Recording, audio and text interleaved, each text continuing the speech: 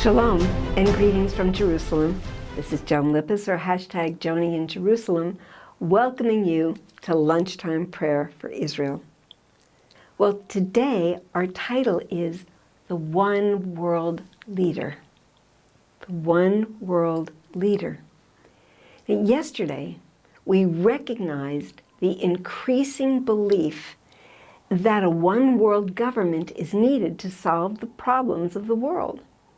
Well, if you're going to have a one world government, you've got to have a leader, a one world leader. Now, this isn't a new concept. It started almost at the beginning of time with Nimrod. And you remember how quickly God put an end to that. But in the days ahead, God will allow this leader to succeed where Nimrod and so many others have tried and failed. Now, Paul Henry Spaak, I'm not sure I'm pronouncing the name right, was the first president of the UN General Assembly. He was also the first president of the European Parliament, and he was one-time Secretary General of NATO. Now, he expressed the thinking of a growing number of globalists today. Listen to his absolute frustration. He said, "We don't need another committee. We already have too many. What we want is a man of sufficient stature to hold the alliance of all people and to lift us out of this economic morass into which we are sinking. Such a man, be he God or devil, we will receive him." Indeed, Spaak was speaking prophetically because the one world leader will be empowered by Satan. And because deception is Satan's most powerful tool, many people will accept this leader as the long sought after Messiah. And so we want to read from Daniel 8, verses 23 to 25.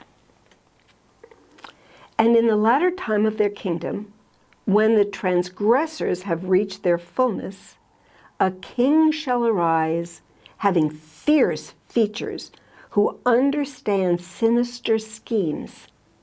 His power shall be mighty, but not by his own power. He shall destroy fearfully and shall prosper and thrive. He shall destroy the mighty and also the holy people. Through his cunning, he shall cause deceit to prosper under his hand, and he shall magnify himself in his heart. He shall destroy many in their prosperity. He shall even rise against the Prince of Princes, but he shall be broken without human hand." Now let's go back and look at some of these phrases, because it's just too rich not to look at slowly and carefully. This king has very fierce features. Well, that's just a matter of opinion, I guess. But he understands sinister schemes. In other words, this one is not truthful. He is a conniver. He understands how to, like a snake, because that's who is empowering him.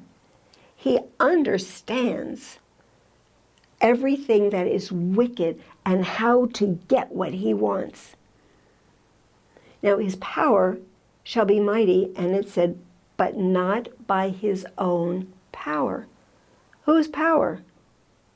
The ultimate serpent, Satan. Satan is empowering him. It goes on to say, he shall destroy fearfully and shall prosper and thrive. Now look at that. He's destroying, but he prospers and he thrives. It's all about him. And he's going to destroy the mighty and also the holy people. He doesn't care. He is the one world leader, and he is going to get what Satan wants. And look at this. He's not a military man. Through his cunning, remember he's the sinister one. Through his cunning, he shall cause deceit to prosper under his rule. You're not honest with him. You want to prosper? You follow his sinister ways, deceiving whoever you can so you can get what you want, get what he wants. And therefore he will exalt himself in his heart. It's all about him. He shall destroy many in their prosperity. You would think a leader would want people to be prosperous because then they would follow him. They would be happy. No, he's going to destroy whoever is prosperous. And he shall even rise against the prince of princes. Who's that? Yeshua. Now, if you would like a little bit more information about this one, go to Daniel 11, verses 36 through 39. We're not going to read it today, but you go ahead and read it yourself. So friends, that's why we want to pray for Israel and for the church to recognize and reject the coming world leader. Now, I don't believe we're going to be here. I don't believe the church is going to be here. I believe we're going to be raptured. But Israel's going to be here. Those who have not come into a saving knowledge of Christ, of Yeshua.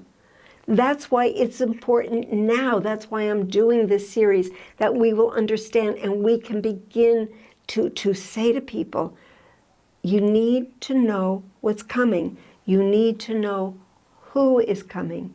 And get them into the Bible.